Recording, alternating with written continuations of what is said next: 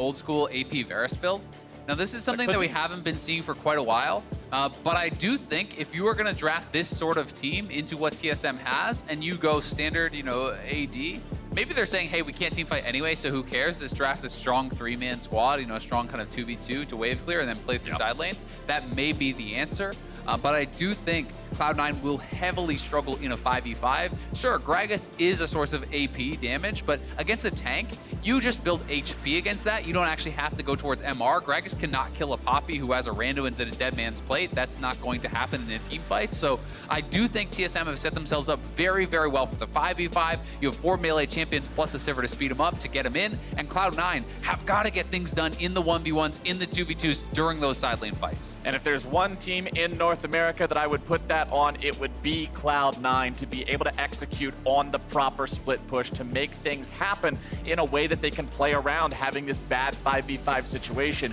You've talked about it before explicitly with making sure you have easy to play win conditions, making sure you can execute on your comp, and now we're going to see how these two teams match up.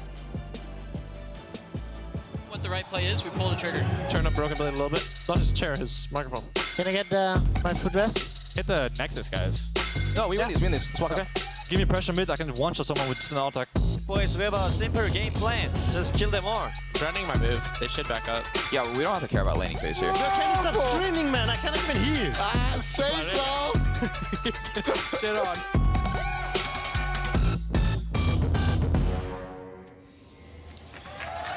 Ladies and gentlemen, we are on to Summer's Rift for TSM versus Cloud9. TSM rocking a pretty scary team fight composition. Cloud9 looking to find some 1v1s there in the side lane. Crowd already getting involved, and they always are when it's C9 TSM. A bitter rivalry here between these two teams. So much history. And as we heard from the players before this match kicked off, the last time they played was last split in a best-of-5 that went the distance. Ultimately, a reverse sweep from TSM. Cloud9 have got to just be itching for that revenge. Yeah, they really do want to prove that they can take down TSM here today.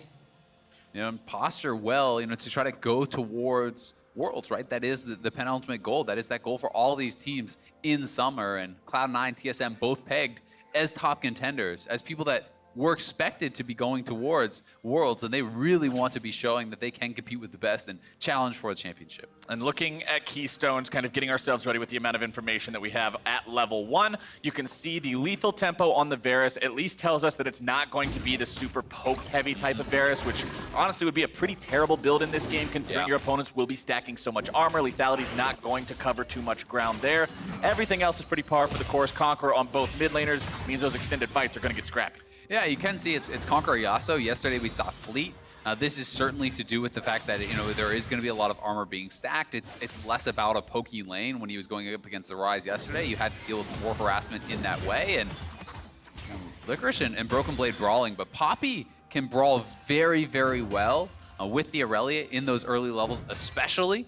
Can be difficult for the Aurelia to be winning those trades back. You have the Buckler to proc the ranged grass pit here with Poppy. You can harass with that, and in the bot side. Nice hook onto Zazel there is going to buy TSM about half of Cloud9's support's health bar. Good early trade, taking advantage of the level 2. Yeah, Cloud9 just too slow to actually back off with that level 2 coming in. They were backing off, but just a split second too late, and does cost Smoothie a potion and a fair bit of his health there. Rather, Zazel. Bottom side, Zazel and Sneaky are going to be trying to just keep things farmed up down here, make sure Sneaky's relevant as the game goes on. Although Cloud9 has been looking good so far in the first couple weeks of play in this split, it hasn't really been the Sneaky and Zazel show. No. It's been much more about the top half of the map. Sneaky and Zazel just lose and then still do a good job later on in the game, but they're not the ones doing the heavy lifting, putting Cloud9 in the spot where they can win the game. So them falling behind a little bit early, taking a couple bad trades, being underneath the turret, not too big of a worrying sign. Yeah, not the end of the world, and a lot of that, to be fair to them, has been somewhat matchup dependent, right? Yeah. Playing, Ezreal Braum yesterday into Sivir Yuumi, that is going to be a bit of a nightmare matchup. They were losing pretty heavily as a result. Lissona Taric, you are expected to go behind, but the questions have been, are they going further behind than they should be? Are they losing by too much in some of these lanes? And that is where I think a lot of people kind of have been pointing.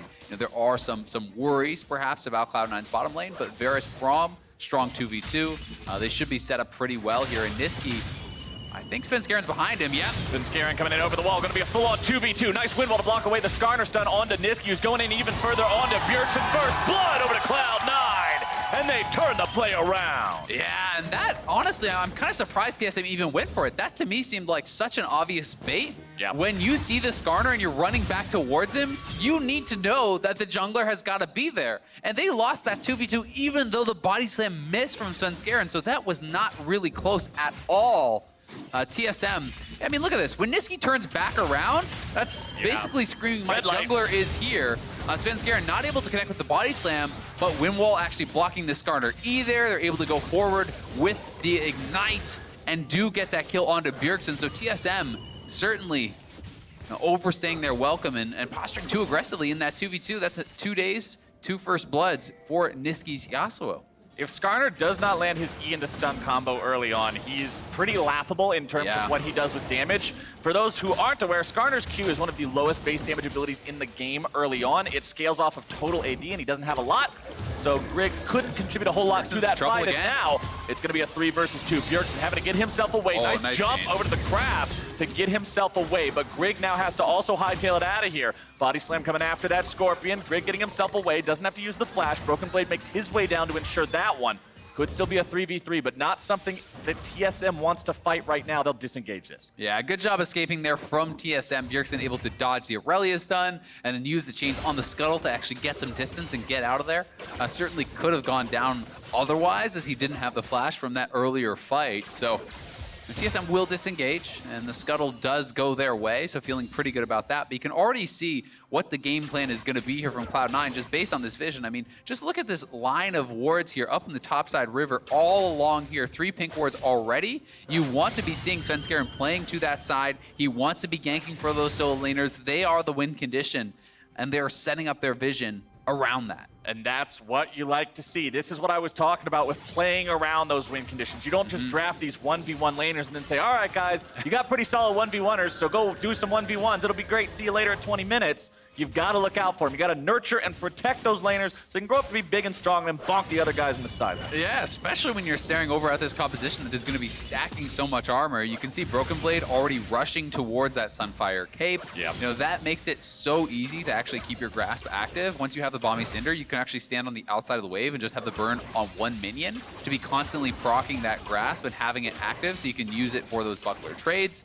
Makes it even more difficult, for Licorice in that 1v1. And I wouldn't be surprised to see him going, into kind of that 1v1 style of fighting build, where you go Iceborne second, you have a lot of CDR, you have a lot of trading power, and that can keep you very relevant in the 1v1 for a super long time in the game.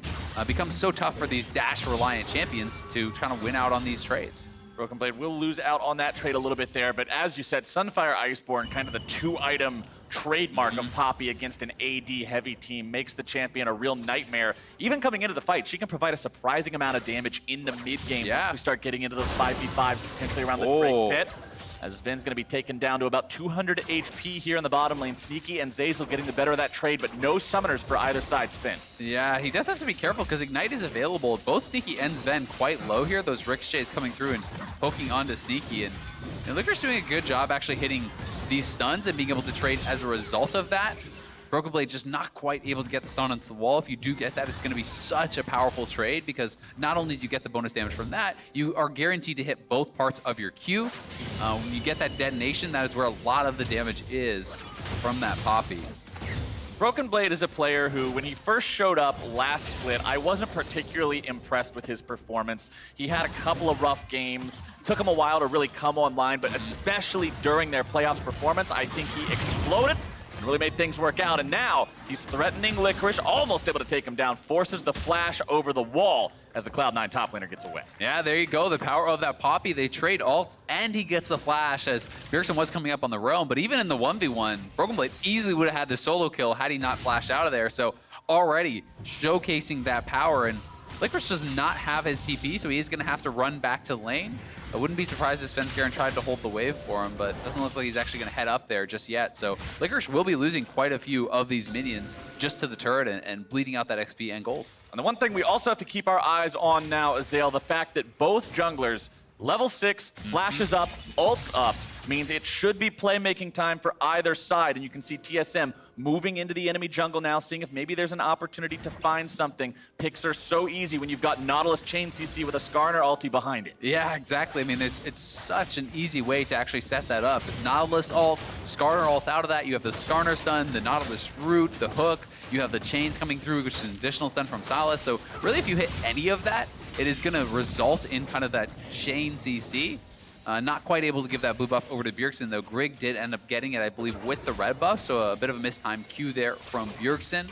But at the very least, they have taken that away from Svenskeren, and you're going to be happy to take those resources away from your opponents. Yep, denial is better than nothing. But one thing about it, I guess it could be a silver lining there for Cloud9, is the fact that the blue would continue to go onto the jungler in this matchup. Yasuo doesn't really have much of a use for a buff that grants 2 stats he doesn't need.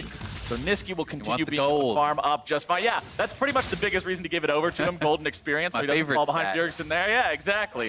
As Niski continues to farm up here in the mid lane. Berserker's Greaves completed as Bjergsen grabs himself the arm guard to go up against the Yasuo. Incredibly cost-effective item to buy as an AP champion into an AD matchup. Once it gets stacked, it is incredibly gold efficient. Lots of bang for your buck. Makes it so that opponent cannot easily all in. Yep, and if you do end up going out to a side lane, you would be against the Aurelia. Guess what? It's great there too. And you can see Broken Blade really starting to harass Licorice under his turret there. Being able to mess around with him, utilizing the buckler, getting it charged, trying to disrupt some of that farming under turret. Broken Blade has tabbies plus this Bomby Cinder, and that's all you need. You just start walking him. You really can't just outside him. Go for it! Bring down the hammer! Broken Blade with the solo kill! What a monster! I thought he was just looking to get him low, but he decides to commit for the flash there. Flash stun, they're going in mid lane. Bjergsen gets himself out of that one. Niski thought he could set it up enough with Svenskaren's help. Not quite. So TSM will at least keep their mid laner alive, and they've got to be happy about what happened top. Yeah, no kidding. When you actually commit your first ultimates mid lane there from the Gragas and Yasuo, you get nothing. And meanwhile, Poppy just solo kills the Aurelia. Grig has got to be laughing, and it's going to be feeling really good for them. Here's Licorice going forward. Broken Blade just narrowly avoiding that. Then once you pick up the buckler, you cannot trade into this. He just barely broke the shield. And at this point, steps back, resets the tower, flash, stun, knows Licorice doesn't have it, knocks him down with the ultimate point and click there. Jensen and Yasuo enjoying that one from the crowd. That is rough. And it just gets worse now as the Aurelia player. Like, when are you going to have fun in this matchup? Maybe at like 3 or 4 items, but even then it's... Call me back at 35 minutes. Yeah. That's about going to be it. If you're getting solo killed by Poppy before the items are done, just wait until the cape of the gauntlets come in. Bottom side, it's a flash spent by Sneaky to escape the engage from Sven and Smoothie. But top, we're going to have ourselves a battle here yet again. Svenskeren showing up saying, all right, 1v1 don't work. Let's try ourselves a 2v1. Broken Blade turning that one right back around, able to slam Svenskeren into the wall. Instead, going to be bursted down himself. And Licorice grabs the kill. Yeah, nicely done. And they're going for the dive now onto Sneaky. He has no flash. Bottom side, Zazel's now the target. Smoothie taking up the turret. He sticks around a little bit too long. Has to use the hourglass to make sure he doesn't die. But Sneaky gets him in the heart. Sneaky with the snipe there. They trade kills in the 3v2 dive. That is honestly very well played here by the C9 bottom lane. Gonna be feeling pretty happy about that one and getting that kill on the top side. Really good patience from Svenskeren to wait out the heroic presence. They're now trying to go for this Rift Herald. 3 members up here, but there is a TP coming in. Broken Blade has arrived. We're not done yet. Bjergsen trying to take this fight a little bit further. Niski and Svenskeren both at half HP. It's a numbers advantage for Cloud9. They'll look to turn things back around, but Niski's going to be exploding. Bjergsen gets himself away, but Sneaky's made his way into the fight. Grig now looking to find the stun, able to grab one down. Now Svenskeren having to get himself away, can't do it. And TSM will grab 3, make it 4. Smoothie's going fishing. He reeled in a big one, and Licorice is taking a watery grave as TSM will get the fight and get the objective. Cloud9 trying to take that Rift Herald, not able to finish it off though before TSM arrives, and then TSM at this point in the game, the completed Sunfire and Tabby's already for Broken Blade. He's going to be so ridiculously strong, and they're able to easily take this 3v3. Here's the dive again once more. Flashes were already traded between Smoothie and Sneaky. Sneaky with a great ultimate to peel and back off, creating a lot of space between himself and Smoothie having to use a stopwatch to reset the aggro. The turret goes on to Sven, and that was just a perfectly timed piercing arrow there from Sneaky. to get the kill. And as you can see, Niski fairly low, Svenskeren fairly low. They do decide Licorice cannot get out, so let's try to turn here. The ultimate comes in from Yasuo, Gragas, but the stopwatch buying time for Bjergsen's. TP's coming in from everyone. Grig arrives, Sneaky comes in, Sven arrives as well with his TP. Both of the marksmen do come in, and Sven has his flash available. Sneaky had already blown his on the bottom side, so he just gets chased down and taken out. TSM out to a huge lead early on. With that Rift Herald, they can grab another turret potentially, and really would be putting themselves into a pretty good spot. I just moused over it because I was curious, because it's looking like Broken Blade's doing a lot of damage in these fights. That Hammer Shock from Poppy at level 5 right now, if you hit with both parts, is doing about 250 damage plus 16% of your maximum health. That is incredible from a champion that is building full tank and itemizing super efficiently against the Cloud9 lineup. TSM feeling good about the outcome here so far, but Cloud9 will grab themselves a Cloud Drake. It's going to help them rotate around, and especially with a composition that wants to run a 1-3-1 style, wants to really dominate these side lanes, Cloud Drake could go a long way. Yeah, and honestly, it's very concerning for C9 now, because if you fall behind against this type of a teamfight composition, it's not as though TSM don't have good forms of engage. You have Nautilus, you have the Silver Ultimate, you have Skarner as well, who can be looking for flash ultimates there. So there's so many ways for them to engage, and if you do get ahead, Poppy is going to be stacking armor. Turret dives become very trivial if your solo laners are not there to actually defend, and TSM are going to be able to try to force C9 to group up and actually match them. C9 is going to have to do a really good job of buying time for this Yasuo and for this Aurelia to really scale up and get a lot of items before they become pretty relevant. And now that the top lane tier 1 turret is down, you're going to see more rotations around the map as the teams look to find themselves some collapses, some opportunities. Bottom side, it's TSM who are looking around, prowling around with that vision, trying to make something happen, but Cloud9 has responded. It doesn't look like anybody's going to be baited into a trap just yet. Niski is making his way down through the river now to potentially join this fight if it pops off, but you can see on your screen the bottom lane story being told in the gold as Sven is 1,500 up over Sneaky. Yeah, Sneaky way down on gold, and honestly is going to have a much harder job doing damage anyway when all of his opponents are going to be building probably a fair bit of armor. You know, so much armor already through here on the Poppy. The Seekers has already been completed. They're going to drop Rift mid and look to crack this turret. All right, Shelly summoned up. Turret at about 3/4 HP. That means one charge alone won't do it. It's going to need a couple more auto attacks. Shelly will get it low. They need to hit the eyeball at least once there, and Cloud9 will hold the line. Yeah, so Cloud9 do hang on to that turret. Good job there, but you can see how TSM are going to be able to try to force them to kind of group and match, and I do think that is where TSM will look, trying to force around dragons, trying to force around potential barons, and make C9 come to you. The Poppy is just such a good option, for forcing these tower dives, because you're going to be stacking so much armor. It becomes, fairly trivial later in the game. And it's not just armor that TSM are able to build. It's armor against auto attacks. A lot of champions can do plenty of physical damage, not necessarily with auto attacks, but with spells. You think of something like a Riven or something you would see in solo queue or maybe up against FlyQuest. But here, you're up against 3 champions in the Yasuo, the Irelia, the Varus, that do their damage through auto attacks. The Ninja Tabby doing so much work for such a small investment on the side of TSM and the champions like the Skarner, like the Poppy. Glacial Shroud and inventory for Broken Blade tells me, yup, it's Sunfire Iceborne. He's looking to continue smacking these guys around. Yeah, and I think it's totally fair to also even go for a Frozen Heart. If you want to just 5v5, Frozen Heart I think is also incredibly effective. Iceborne certainly better for the dueling and more damage potential there, but if you're just looking to be a straight up kind of meatball in that front line, the attack speed reduction is really, really powerful for the same reasons that Tabby is. All right, so it's Scarin and Zazel in the river. TSM could potentially try to collapse here. Grig wants to capture the Spire. Skarner gets a ton of move speed, unlimited mana, and a ton of attack speed if he gets that, but he won't be able to quite secure it just yet. Grig does have the Flash and the Predator available with his ulti. Same can be fed for Scarin. Smoothie barely getting himself away there. Sven not quite finding the initiation he wants. Now having a flash out of the way. Broken Blade coming in. Cloud9's on the retreat. Grig not able to close the distance in time to get off a pull, but he doesn't need to. Tier 1 turret still the target here. TSM, one auto attack away from bringing it down. Yeah, that is the whiff on the ultimate there from Svenskeren. They wanted to get that Gragas Yasuo combo out onto Smoothie and take him down. Not able to do so, and they lose their bottom tier 1 in the meantime. Now they're going to lose the mid tier 1. The last of the outers will fall, and TSM growing themselves a pretty healthy gold lead here. I do got to give Smoothie credit for the flash, though. Not a That was complete very nice whiff then. from Svenskeren, and the aim was on point, but because Smoothie had the summoner spell, it was an easy escape for him to prevent that collapse. And now TSM go up to a 3-0 turret lead, a 2,500 gold advantage over their opponents. Let's take another look here. Yeah, so here it is, just straight up whiff on the ultimate, then does actually flash the body slam, so good flash from there, but no real reason to be missing that cask, or at least not be getting the flash from that. Then Svenskeren flashing in retreat.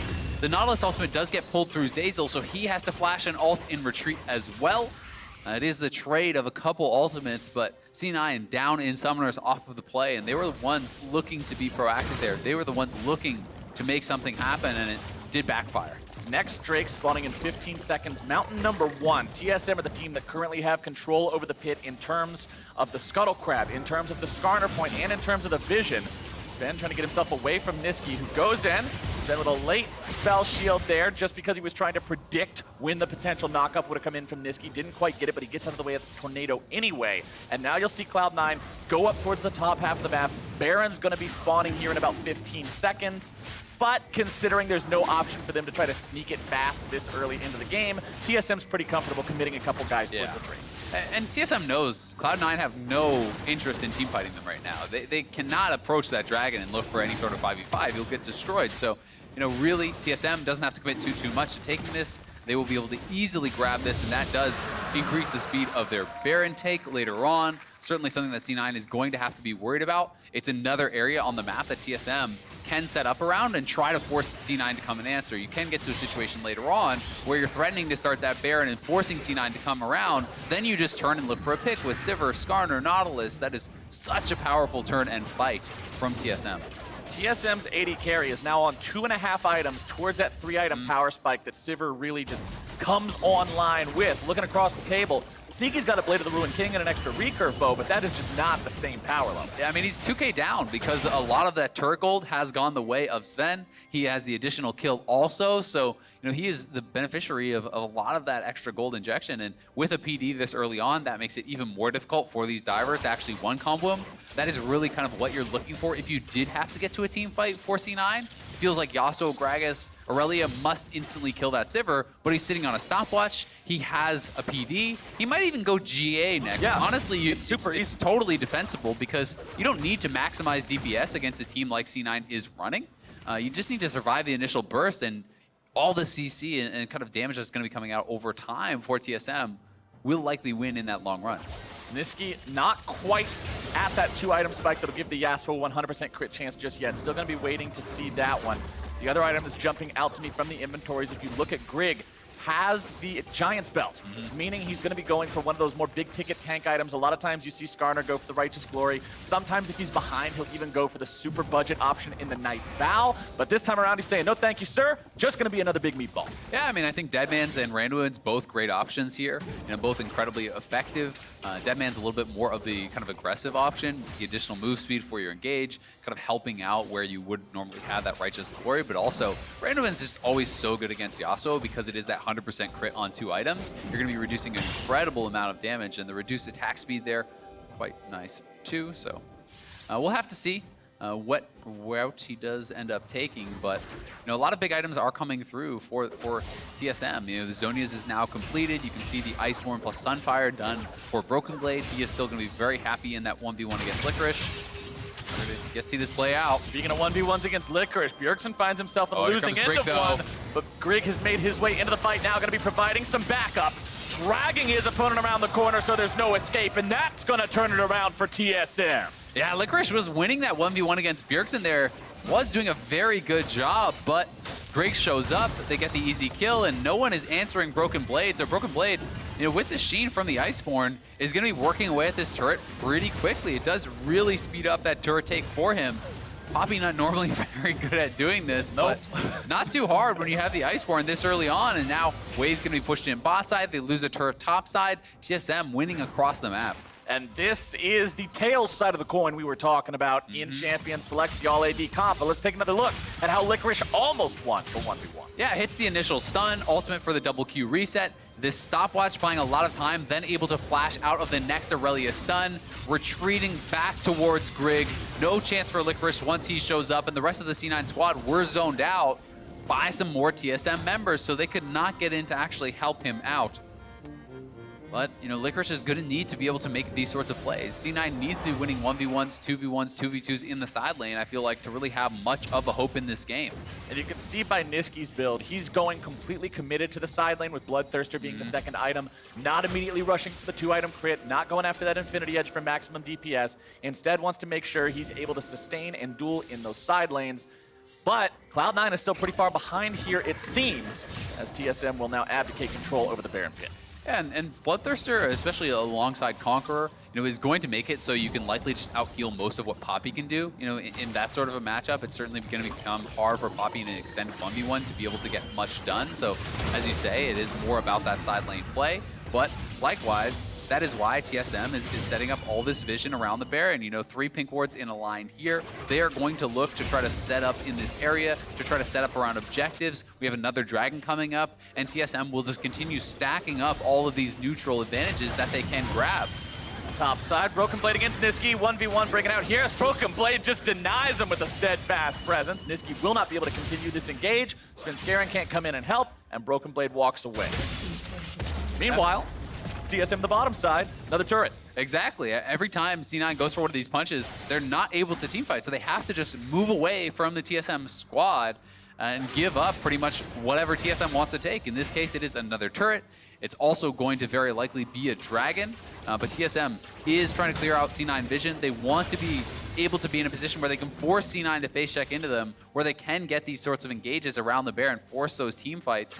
For now, it's going to be about the mid lane control, though, as Sven is shoving this out. He did go for the IE third, going to be sitting on that stopwatch for now, but he is at such a strong point in the game, a full item ahead of Sneaky, and going to be really difficult to get on top of when you have to fight through Skarner, Silas, Nautilus, and Poppy as these divers. And I always think that it's pretty much never a wrong choice to wait to evolve the item while you still have the stopwatch. Yeah, I think it's totally fine. Such an incredibly useful single-use item. Yeah, once it's gone and you have that just piece of trash in your inventory that doesn't do anything, might want to upgrade that. But Sven's feeling just fine right now. Picks up the Ocean Drake now for his team. 2-1 Drake lead for the side of TSM. 5K up almost, couple hundred shy of that mark. But with Randuin's now completed onto Grig, the front line continues getting tankier and tankier. Cloud9 still a way away from being able to break that. Titanic Hydra done for Licorice, though, means he's going to continue to be threatening in those side lanes. We've already seen that he can take down Bjergsen 1v1. But the question is, can you get those 1v1s? Because it's just not working out so far. Yeah, the pace of the game is just so much in TSM's favor. You know, C9 needs those types of plays. Like, this is why they're sending Sneaky down to try to collapse on Bjergsen. They need kills in the side lane to delay the game, to buy more time for them to try to pull something off. And he is going to go in. We'll see if they can catch Bjergsen. Nope. Not going to happen. So, you know, C9 it's up to them to try to make these things happen because TSM has an uncontestable team fight. They are on the Baron. And now, this is what I was talking about earlier, C9 forced to come over here, and TSM can just turn and fight. You don't have to 50-50 this. 2 TPs coming in now as TSM will decide to go after the fight. Broken Blade, he's able to find the knockback on the enemy support. Now the fight's going to be breaking out. Niski into the back line, going to be suppressed, dragged backwards. Broken Blade's going to be killed off first. Cloud9's able to find themselves a fight. It's 2-0. They're looking to make it even more. Bjergsen's able to find himself a triple kill over to Bjerg. He will go down, but he will not go down without a fight. And Cloud9 looks for even more. Sneaky and Zazel pursuing smoothly, looking to go even further underneath the turret, and Sneaky hits him with another arrow. Incredibly well done there by C9. They actually come out on top in the 5v5. Such good job actually utilizing the wind wall as well as the unbreakable from Braum to deny a lot of the damage coming through from Sivir. And let's watch this one more time. So in comes the Aurelia. I feel like TSM could have just kind of backed off and tried to hard commit to the side. They look for the Poppy ult. They do knock out the Braum immediately, and then they turn onto Licorice here, but Svenskeren ultimate hits 3 into the back line. The ult comes through from Yasuo, and that wind wall was just zoning Sven out the entire time. Through all of that CC, throughout all of the entire Skarner ultimate, Sven got no auto attacks off because of a great wind wall there from Niski, and that really was the game changer there, as Sneaky was able to be free firing, getting those auto attacks off, and despite the triple kill coming through from Bjergsen, it is C9 that get the extra kill and do kind of extend their lease on life in this game. You can see Niski now going to be building towards the IE, but TSM right back to the scene of the crime. They're on the Baron. See if TSM can make this one work out better than last time. Bjergsen's on the side. Bjergsen, the man who was the hero for TSM in the last fight, As the Braum ultimate stolen in case he needs to disengage, trying to get himself away now. Niski looking to go for the solo ult. Bjergsen going to be taken down, very low, not going to be killed off just yet. Cloud9 still looking to find themselves a fight. Broken Blade nearly taken down. He's isolated, he's out of there.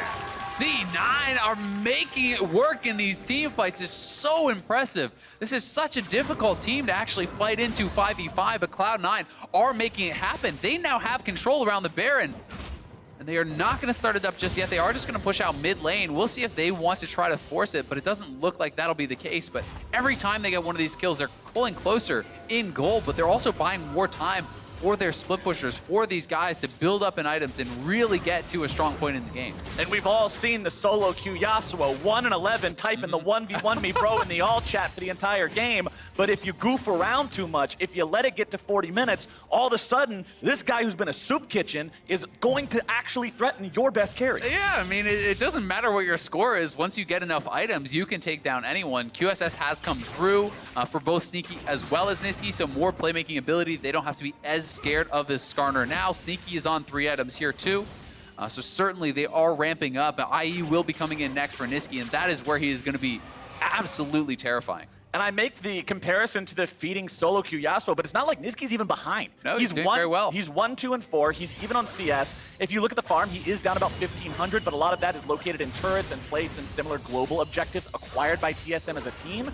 Niski's going to be very scary very soon. Once that IE is completed, Yasuo will shred these health bars. And I'm honestly really surprised that we've seen TSM not able to win these team fights whatsoever. Cloud9 has just been playing it so well. They have done a good job buying time, from a deficit, and now they are the ones looking to perhaps set up a pick around the Baron.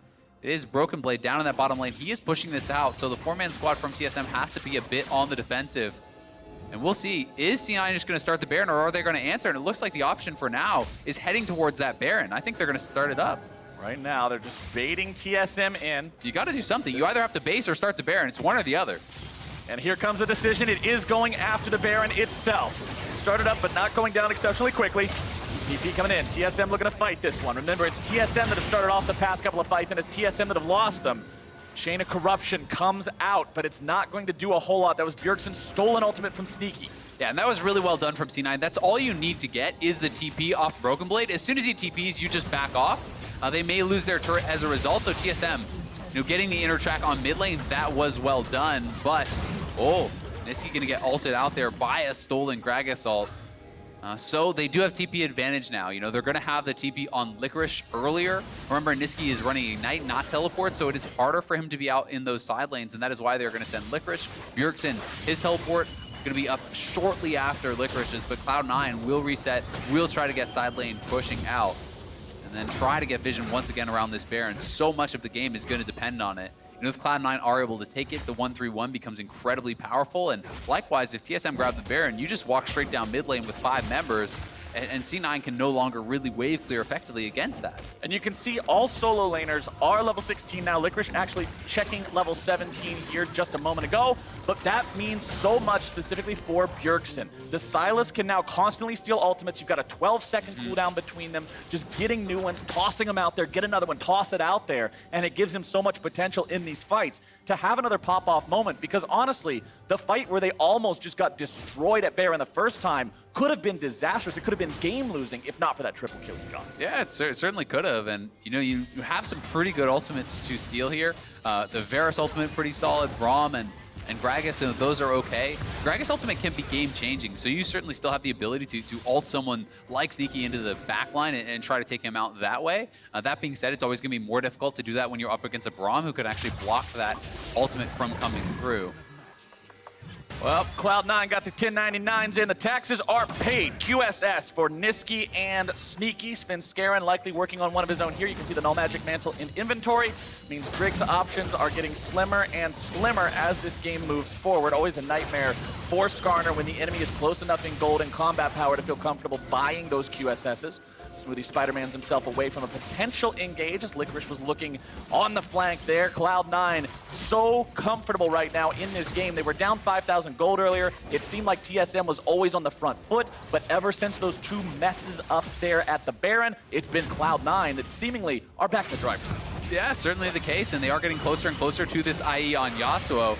I think they probably want to wait for this, but it looks like there's going to be a fight. Nope, we got ourselves a fight, and that's going to be a big pull coming out from Grig onto Zazel, who's still somehow going to be kept alive, getting himself away. Spin Scary going to be fighting Bjergsen off the side. Grig going to be killed now by Cloud9. Licorice taken very low into the back line. He goes.